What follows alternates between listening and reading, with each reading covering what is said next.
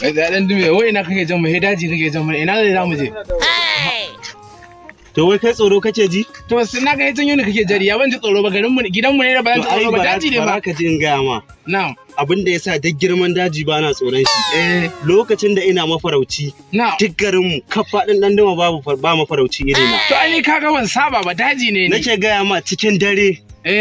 Zan tashi in yabi kayan farauta. Na'am. In shiga daji. Ni ne in kamo zaki. In kamo damusa, in kamo giwa, in kamo alade ga sunan abubuwa barkatai sai in kamo abu ya fi 1000 a dare ɗaya.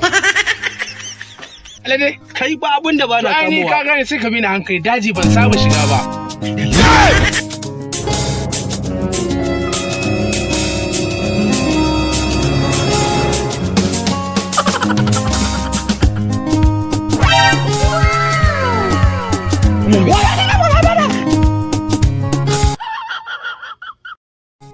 Kai, dan jima kaga wani kwarangwal mai gujin tsiya?